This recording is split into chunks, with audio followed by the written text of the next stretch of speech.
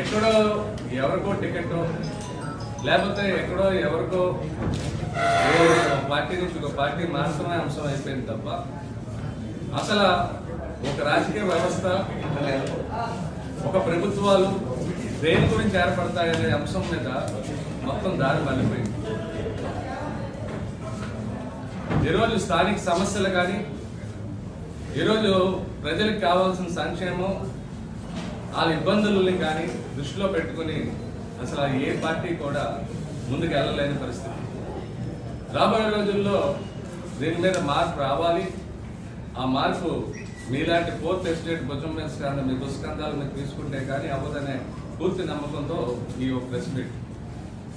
మరి మనం చూస్తున్నాం గత 4 రోజుల నుంచి ఒక వారం రోజుల నుంచి ఒక కామెడీ షో మొదలైంది వైజాగ్లో. పెద్ద కామెడీ షో. వాళ్ళ మిగతా కొన్ని ఈ కామెడీ షోస్ ఉన్నాయి మనకి బాగా పాపులర్ కామెడీ షోస్, అవి కూడా సరిపోట్లా. ఒక వ్యక్తి అంట విశాఖపట్నం దొంగ తల్లి ప్రేమ నటించి రాజీనామా చేసి, ఎందుకు రాజీనామా చేసాడు అనేది ప్రతి ఒక్క వాసుడికి తెలుసు, మొత్తం ఆంధ్ర రాష్ట్రానికి తెలుసు, మొత్తం ఆంధ్ర రాష్ట్రానికి తెలుసు. అధికారంలో లేకపోతే ఆ మనిషి ఉండలేడు. ఎందుకంటే ఆయన వెనక ఉన్న కొంతమంది ఆర్థికంగా బలపడిన వ్యక్తులు, సంపన్నులు, వారి కోసం రాజకీయమే చేస్తాడు తప్ప పేద ప్రజల కోసం కానీ ఆయన పుట్టిన కులానికి కానీ అక్కడ ఉన్న నియోజకవర్గం ప్రజల గురించి కానీ అతని గురించి కష్టపడే కేడర్ గురించి కానీ ఏ రోజు ఆయన కష్టపడ్డాడు. ఒక లాబీ మాస్టర్. నేను అన్ని రాజకీయ పార్టీలని వాళ్ళు కోల్పోతున్నాను. నిజంగా మీ మీద ఆయన మీద మీకు అంత జాలి దయ ఉంటే అతనికి ఒక పొలిటికల్ బ్రోకర్ పోస్ట్ ఏమైనా అధికారపూర్వకంగా ఇచ్చేయండి బాబు, మమ్మల్ని వైజాగ్ నుంచి మా వైజాగ్ విముక్తి చేయండి బాబు అని కోరుకుంటున్నాను. అతనేమో అధికారంగా ఒక మంత్రివర్గంలో ఉండి ఒక మంత్రిగా ఉన్న రోజున విశాఖపట్నం గల్లు గురించి గంటా శ్రీనివాసరావు గారికి ఏ రోజు గుర్తురాలా? గంటా శ్రీనివాసరావు గారికి విశాఖపట్నంకి స్టీల్ ప్లాంట్ గల్లు కావాలని ఏ రోజు గుర్తురాలా? దాని గురించి మాట్లాడలా. విశాఖ తల్లికి ఏదో అన్యాయం జరిగిపోతుందంటే రాజీనామా చేసింది ఆ రోజు అధికార పార్టీలోకి వెళ్ళటం కోసం. అయ్యా నేను అడుగుతున్నాను, విశాఖపట్నం తల్లి గురించి అంత జాలి ఉంటే విశాఖ నార్త్ తల్లి నీకేంటి అయ్యా అన్యాయం చేసింది? నేను గెలిపించుకున్న పాపానికి ఎన్నిసార్లు వచ్చావు విశాఖపట్నంలో నార్త్ నియోజకవర్గంలో? అసలు ఎందుకయ్యా నీకు చట్టసభల మీద ఆరాటం? 2019 తర్వాత గెలిచిన తర్వాత ఎన్నిసార్లు చట్టసభలకు వెళ్ళావు నువ్వు? విశాఖపట్నం సమస్యల మీద కానీ, విశాఖపట్నం అభివృద్ధి మీద కానీ, విశాఖపట్నం నవ నిర్మాణం కోసం కానీ నువ్వు టేబుల్ చేసిన పేపర్లు ఏమున్నాయి దా తీసుకురా. విశాఖపట్నం గురించి నువ్వు చట్టసభల్లో ఏమాట్లాడావు? అది చట్టసభలకు వెళ్ళాలనే ఉద్దేశం లేనప్పుడు ఇతర ప్రాంతాల్లో కష్టపడి పనిచేస్తున్న వాళ్ళ మీద నీ దాడి ఏంటి? 4.5 సంవత్సరాలు ఏమో ఎవడో పనిచేస్తాడా అది సెలబ్రిటీవే? దేని గురించి? ఒకవేళ నువ్వు సెలబ్రిటీ అన్నా దేని గురించి సెలబ్రిటీ? నువ్వు యావత్ జాతిని ఎలా సంక్రాకించాడు. మా బాధ మాకు మేము పడతా వచ్చాం, ఏదో మాలాంటి వాళ్ళు మిగిలాము కాబట్టి అక్కడ కాపాడాము. ఇప్పుడు విశాఖపట్నంలో అసలు ఏ ప్రాంతాన్ని నువ్వు అభివృద్ధి చేసావు చెప్పు? ఎడ్యుకేషన్ మినిస్టర్ చేసావు. ఎడ్యుకేషన్ మినిస్టర్ చేసినాక నువ్వు నీ కుటుంబం చేసిన స్కామ్లేంటి?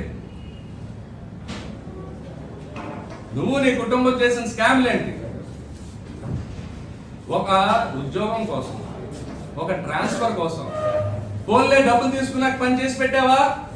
లేదు. అలా పాపం అప్పులు చేసి తెచ్చుకున్నాడు ఆ డబ్బు. ఇవే మీడియా పరంగా నేను పిలిపిస్తాను, అలాంటి ఏ ఉన్నా సరే తక్షణం రండి, పెడతాను. ఒక దాని గురించి ఒక డేటు టైం పెట్టి ఒక చోట కూర్చుంటాను, మీరు అందరూ తీసుకురండి. అదే నిరసన అవుతుంది. మీడియా దగ్గర లైవ్ గా ధైర్యం ఉంటే రండి, మీరు అందరూ ఎక్స్పోజ్ చేద్దాం. ఏమయ్యా కష్టపడి నగర అభివృద్ధి గురించి యువత ఉంది, పెద్దలు ఉన్నారు, మేధావులు ఉన్నారు, వాళ్ళు ఎంతో శ్రమించి సొంత డబ్బులతోటి ఎన్నో కార్యక్రమాలు చేస్తుంటే అందరినీ తొక్కేసి అసలు ఈ రోజు ఏ రాజకీయ పార్టీలో కూడా ఎందుకు ఉద్యమాలు జరగట్లేదు అనేది ఒక్కసారి ఆలోచించండి మీరు అందరూ. ఇలాంటి వేషగాళ్ళు ఏ రోజు ఏ పార్టీలో వచ్చి పడిపోతారో మన మీద వచ్చి దారుణంగా మళ్ళీ ఏ రోజు అటాక్ చేస్తారనే భయంతో ఆ పార్టీలో ఈ రోజు అసలు ఉద్యమాలు లేవు. ఆ పార్టీ నాయకులు కూడా ఆలోచించుకోవాలి ఇలాంటి దరిద్రులందరినీ మనం ఎందుకు పట్టి పోషిస్తున్నాం అనేది. నిన్నటిదాకా అధికార పార్టీలో చేరుదామన్న వ్యక్తి సడన్గా అధికార పార్టీని తిడత మొదలెట్టాడు. పోన్లే తిట్టాడు. ఆ పార్టీలో ఏ పార్టీలో అయితే కూర్చుని ఇలా ప్రెస్ మీట్ పెడుతున్నాడో ఆ పార్టీని 3 సంవత్సరాల వెనక్కి తీసుకెళ్ళిపోయాడు. గీతం యూనివర్సిటీ అంట, చాలా మంచి యూనివర్సిటీ అంట, చాలా పేరు ప్రఖ్యాతం చెందిన యూనివర్సిటీ అంట, దాని మీద అటాక్ చేస్తా అన్యాయం అని ఇన్సిడెంట్ జరిగిన 3 సంవత్సరాల తర్వాత మాట్లాడుతున్నాడు. మరి ఆయన ఉన్న టీడీపీ పార్టీ ఎంత వెనక్కి వెళ్ళిపోయిందో ఒకసారి మనం ఆలోచించాలి. అప్పుడు పక్షపాతం వచ్చిందా నీకు? ఆ రోజు మాట్లాడలేకపోయావా? ఆయన పక్కన ఒకరు పెట్టుకుని మాట్లాడతారు. అతనికి చాలా ఇబ్బంది వచ్చిన రోజున అసలు నేను నోరేపలా. ఆ వ్యక్తులు ఎందుకు కూర్చుంటున్నారో ఇంత నాకు అర్థం కాదు. వాళ్ళకున్న పరపతిని చంపేస్తామే ఇతని పని. ఇతనుకున్న బురదని తోటి సహజాలకి పంచుతమే అతని పని. సోదరులారా, నేను ఖచ్చితంగా చెప్తున్నాను, ఇలాంటి రాజకీయ నాయకుల్ని తరిగి కొట్టే సమయం ఆసనమైంది. నేను మాత్రం భయపడే లేదు, బెంకేది లేదు. నాకు ఆ పార్టీల్లో అవకాశం వచ్చినా సరే నా గలం ఇలాగే వేస్తూ ఉంటుంది. ఎందుకంటే ఈరోజు రాజకీయాలని భ్రష్టు పట్టించారు. ప్రతి ఒక్కరు ఇతన్ని చూసుకోడు, ఒకటి చూసుకోడు. మొత్తానికి అందరూ కూడా ఏంట్రా ఈ కర్మ మనకన్నా పరిస్థితి వచ్చింది. మన చేతులు దాటేదాకా ఆగద్దు, మన చేతులు కాలేదాకా ఆగద్దు. కాబట్టి నేను తక్షణం డిమాండ్ చేసి, ఎందుకంటే వాళ్ళని పెట్టడానికి ఒక ముఖ్య కారణం, అయ్యా మీకు ఇచ్చే అవకాశాలు ఎన్ని పారాయాలయ్యా? ఇంకెవడికి ఎవరో ఎక్కడి నుంచి వచ్చావు? వలస రాజకీయ నాయకుడివి. స్థానికుల మీద దాడి మొదలైపోయింది. ఇక్కడ ఎంత సామరస్యంగా ఉంటాం మనం. ఇక్కడ ఏ రోజు కూడా మనం ఈ కులం పరంగా అడిగెందుకు ఇచ్చారు, ఈ కులం పరంగా ఎడిగెందుకు ఇచ్చారని మాట్లాడుకోలేదు. ఏ రోజు వీలున్న సహాయ సహకారాలు ఇచ్చాం. ఈరోజు కొత్త సాంప్రదాయం 2 పెద్ద కులాల మధ్యలో చిచ్చు పెట్టబోతున్నాడు. దాంతో పూర్తి సాక్ష్యాధారాలతో ఈ మనం క్యాపిటల్ లో చూసేవాళ్ళం హైదరాబాద్ లో. ఆ సంస్కృతిని ఈరోజు గురుగారు విశాఖపట్నానికి తెచ్చేస్తారు. 2 పెద్ద సామాజిక వర్గాల మధ్యలో చిచ్చు పెట్టే కార్యక్రమం. ఇంకిలాగ మనం వదులుకుంటా పోతే మన సామరస్యం పోతుంది. ఎంతో చక్కటైన ప్రదేశం. నాకు ఎంత మంచి ఆఫర్లు వచ్చినా సరే మిడిల్ ఈస్ట్కి వెళ్ళి నేను పనిచేసే రోజుల్లో విశాఖపట్నం వదిలేస్తానికి మనసు కలిగేది కాదు. ఇక్కడ ఉన్న అందాలు, ఇక్కడ ఉన్న శాంతి భద్రత, లేకపోతే మనకి మనమే ఇక్కడ హీరోలు. అలాంటి పరిస్థితులతో మనం ఈ నగరాన్ని వదులుతానికి నాకు ఏ రోజు ఇష్టపడేది కాదు. అలాగే ఇక్కడే ఉండిపోయింది.